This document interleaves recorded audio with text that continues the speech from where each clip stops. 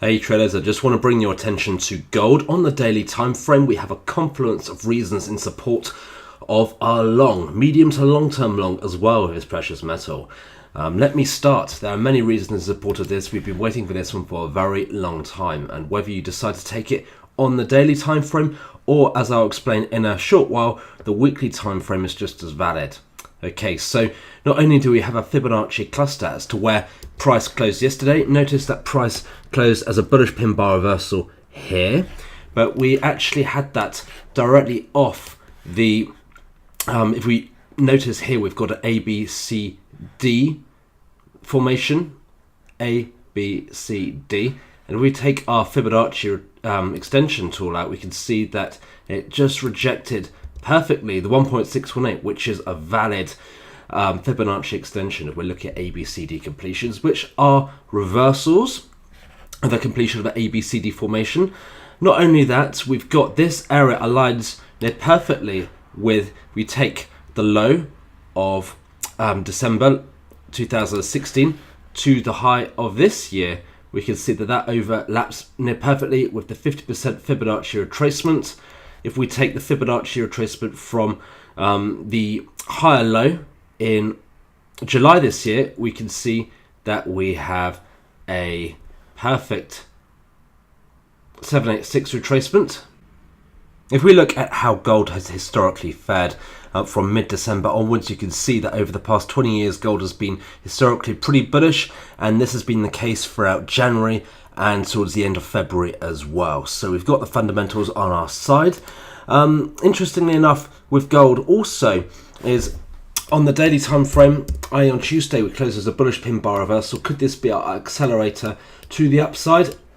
We'll have to find out. I mean, what is interesting as well is the fact that we've got a bullish reversal pattern potentially forming on the hourly formation. There we go. We've got the left hand shoulder, the head, the right hand shoulder. So if we did trade this as a daily bullish pin bar reversal standard entry with our entry above the high of Tuesday, then that entry will essentially correlate very nicely with the break of the neckline of the inverse head and shoulders. So if we have our entry below Tuesday's high, stop loss below Tuesday's low, then we'll only be triggered into the trade if we do have the break of that all-important neckline. Let me just draw that in for you there. So let's just assume that is our entry just above the high of Tuesday. And then we go down to the 60-minute.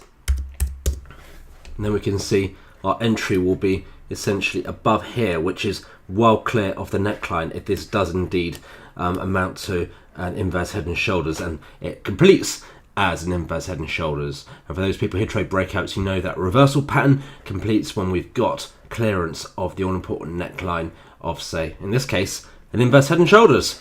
So that is gold on the daily time frame. I know it's a big move, which we've been anticipating for a long time.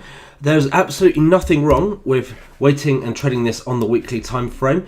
If we do see gold moving to the upside towards the kind of latter part of this week, then it's likely that we'll close as a bullish pin bar reversal on the weekly time frame.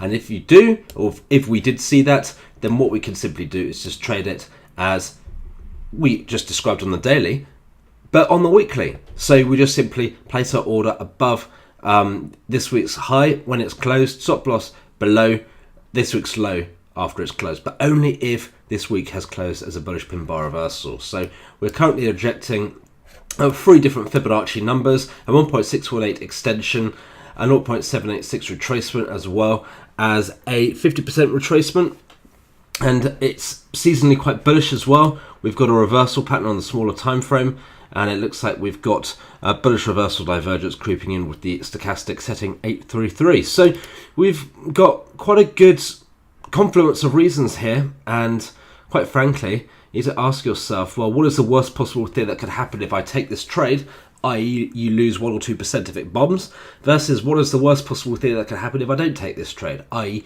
you miss out on some good upside potential. And when you look at how gold is, by and large, making higher highs and higher lows here, and it has made the last higher low back in July, could this be the more recent or the next opportunity to essentially buy the dip in what is essentially a seasonally strong market, historically a seasonally strong market for gold? Well, we'll have to find out. But one thing is for sure, we've got a confluence of reasons owing to a long. We've got an entry on the daily, which is our less safe entry.